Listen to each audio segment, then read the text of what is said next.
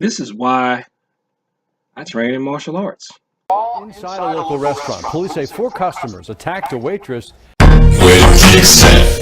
Where them hands? Where them holes? Where them throws? You know what I'm saying? And that's not all they did to her. It happened at the Applebees on Industrial Boulevard in McDonough. Fox 5's Denise Dillon joins us now live there tonight with more on what happened. Denise, how did this all start to begin with? I went to see if I could even find this video online, and it popped right up on YouTube. I was surprised. This thing, the original newscast for this has 120,000 views in a month. This is the video footage of the waitress getting beat up at Applebee's because she brushed up against somebody's leg while she was putting the food down on the table. Police say it was nothing more than a server here at this Applebee's brushing up against the knee of a customer as she was laying the plates on the table. You're supposed to bust them in their face, you know what I'm saying? Well, when it happened a second time, that's when fists started flying. They were out of control. Watch as 4 women get up and attack the 21-year-old woman who was serving them their meal. You can see one of them punch the young woman so hard it knocks her backwards. Soon, all 4 were wailing on her. Other employees and patrons at the Applebee's in McDonough break it up, but one of the 4 women comes back for one final blow. She comes running around everyone and punches the victim again. Police say the moment they stood up, one of the 4 customers grabbed a knife off another employee's tray. It looked like this one, and used it on the server. And as she walked by, she grabbed the knife and stabbed her in the arm. She needed 15 stitches to close the gash. Police believe the women also stole the server's money from her apron. And she said she had between $200 or $300 in there from tips and but mainly tabs that she had collected in cash. Detective T.F. Spangenberg says it all started when the server accidentally brushed up against the knee of one of the customers while putting plates on the table. The detective says it wasn't over until someone else in the restaurant yelled, "Police are coming." At that point, the women pick up their purses and casually walk out, leaving the restaurant in shambles and the server needing medical attention. The server is now doing better, but still shaken and wondering what could have set them off. She more or less thinks maybe they were just not having a good day. You want to talk about why this is why I train in martial arts? I tell people, see, this what gets me. And I hate to take this approach because to some people I'm going to come off like you deserve to get beat up if you don't know how to defend yourself. That's not what I'm saying. You don't deserve to get beat up because you're not a martial arts student or not one of my students or not one of my colleagues. I'm not saying that. I'm saying you need to learn how to protect yourself because there are just some people out there that are just evil. I used to like to say they just crazy, but this is beyond crazy because there are plenty of people that have mental issues that aren't going to go off and try to stab you because you brushed up against them by accident while you were doing your job, while you're bringing them food.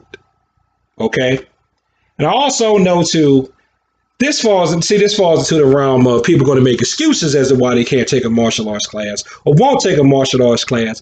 When the truth is they're either scared of getting hurt, they don't think they can afford it, or they just don't think that I can show them anything because for whatever reason. I'm too old, too young, too fat, too thin. Yeah, even thin, as big as I am. Any type of excuse will do why I'm just not good enough and they need to go to somebody else to learn. And that's fine. This channel for me is primarily to get you to come to my classes and hopefully let me get partnership back on YouTube so I can start making some money off of YouTube again. But it's to inspire interest in the martial arts in general. I mean, if you just like the idea, but you just can't stand me, I don't care. But you need to know how to protect yourself. Because, see, I'm not a waitress at Applebee's. I'm not the one that's going to get beat up because I'm serving somebody some food and I brush up against their leg. Now, let me tell you how a conversation would tend to go with somebody. And somebody who I typically would tell they should take a martial arts class, it's usually like, well, you deal with the public all day. Don't you think somebody in the public is going to go off? Oh, Cecil, you're being cynical. Oh, Cecil, ain't nobody got time for all that. I don't have to do all that. Or these people that think they can talk their way out of everything. I'll just use my words. Those type of folks. I'll just call the police. Those type of folks. And then you got I'll just shoot them folks. You people that think that a gun or I'll just stab them. They think that a gun or a knife is going to solve everything. You can't always carry a gun with you. You can't always carry a knife with you. And if the people are just close up on you, there's nothing you can really do to get to your weapon. You still have to be able to fend them off to get to your weapon. You don't always want to jump to a weapon as your primary mode of defense, because if you use deadly force against non-deadly force, then you're probably going to jail. Now, in this instance, if that waitress had managed to pull out a gun and shoot one or more of those people, in my eyes, since it was 4-on-1, I would say that was okay. Because she's outnumbered, and they look like they were at least a couple of them look like they were bigger than her. So I would say that's fine. But there would be, I know there'd be some people going, well, couldn't she have shot them in the leg? Why did she have to kill them when they could have killed her? They could have killed her because it's 4 people trying to beat up on one person. Now, another thing a lot of naysayers will say is, you can't fight more than one person. Your martial arts ain't going to teach you how to fight more against one person. There's no technique that was designed for more people and blah, blah, blah, blah, blah. I was told by a grandmaster that your forms, your solo person forms, are what you use to fight more than one person. Because you imagine yourself going, I'll start with the second form handgun. Defensive move, strike. Defensive move, strike. Defensive move, strike, strike, strike. Defensive move, strike. Defensive move, strike. Because you move in 4 directions if you're surrounded by people. You could use that to counter and attack people who are coming at you from different directions. Now let's take it a step further. If you believe there are no blocks in forms, then what do you have? You have strike, strike, strike, strike, strike, strike, strike, strike. Strike, or the way I interpret the moves, because I don't believe that everything is hitting. Okay, and a lot of people know that's not really something unusual. I don't believe everything is hitting. I'm like parry, hit for a knockout, come across here, chop him in the side of the neck, try to hit him in the throat, hit him in the ribs with the down block, or if they're coming at me, scoop up that leg, and then bust them 3 times in the middle of their chest or in their ribs. So I'm doing the first, 10 moves a day on. This is shove them or trip them here. You can't see the full move. Trip them here and then trip them here, or get them up on a hip throw and throw them, or throw them into something right here, punch them right in the middle of their chest. And then for the repeat on the same side, if I still have you, if I did this, maybe you go down, I'll grab you here, ram you into this person, punch you in the side of the neck, and down block to up block, we point on the arm, clipping them up under their chin, elbow, elbow, elbow. Okay? I'm just doing that on the fly. But that's the type of thing I would think of when I'm doing my forms or something like this. Forms are for more than one. You see at some point in the video, the woman reached for a knife and tried to stab. One woman reached, not the woman being beaten up, one of the attackers reached for a knife and tried to stab. There's so many things that could have gone wrong for that waitress. I'm glad she survived. I dare to say, what if it were a man that was attacked by 4 women? What if that was a waiter and not a waitress that was attacked by those women? First of all, anything he does is going to be wrong.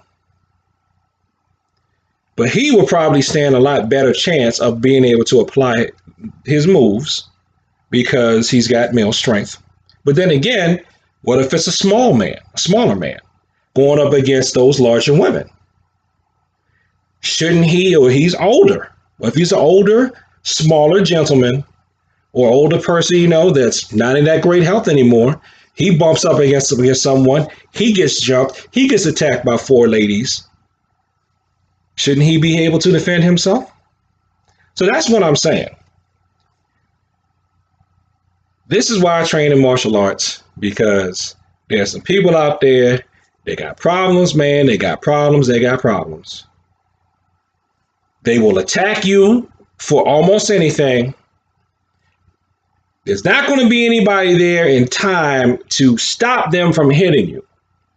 So since the police are not God, and if you live like in the state of Maryland, you can't carry a gun with you everywhere, the places you really need it. Not everybody wants to carry a knife, or you might not even be able to get to your knife in time.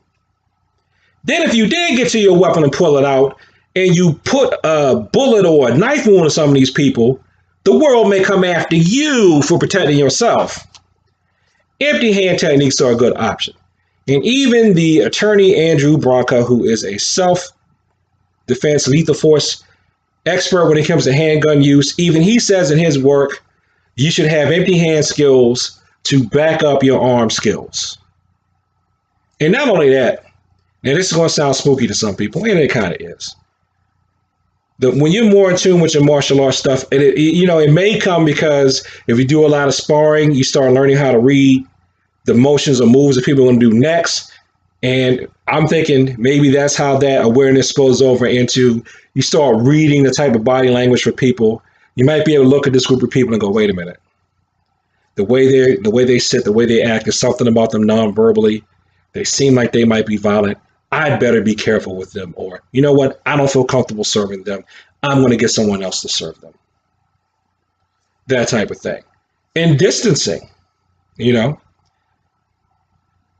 you have some kind of,